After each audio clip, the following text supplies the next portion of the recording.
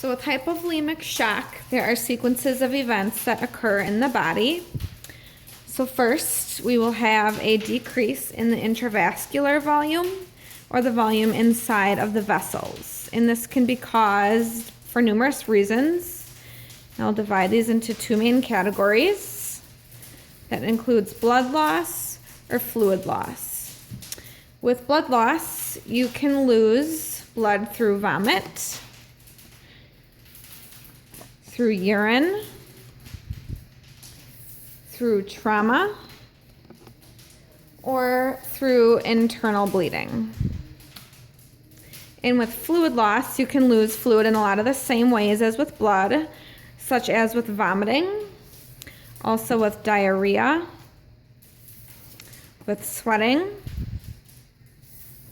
burns, or third spacing, such as with ascites.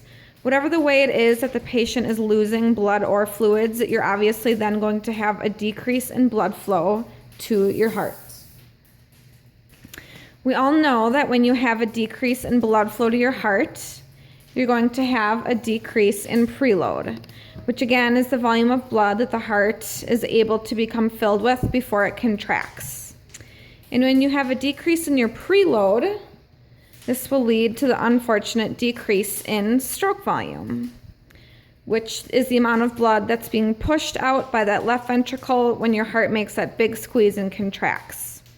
And when you have a decrease in stroke volume, you have a decrease in cardiac output, which is the volume of blood that the heart pumps out every minute. When you have a decrease in your overall cardiac output, this is when you start to have a decreased amount of blood circulating through your arteries to the rest of your body. And when this happens, your blood vessels try to compensate by constricting, so that blood instead goes from your body back into your struggling heart. Because you have a diminished amount of blood or fluids in your vessels, your blood pressure is unfortunately going to plummet. And with that very low blood pressure, you're not going to have adequate blood flow to the rest of the tissues of your body. This is not only going to cause inadequate tissue perfusion, but it's also going to cause the patient to have some other symptoms, including paleness. As you can see, the patient has some conjunctival pallor, and then they might also feel cold as well, and their skin might become diaphoretic. Together, the sequence of events will lead to hypovolemia, and unfortunately, hypovolemic shock when your tissues and organs have completely depleted tissue perfusion.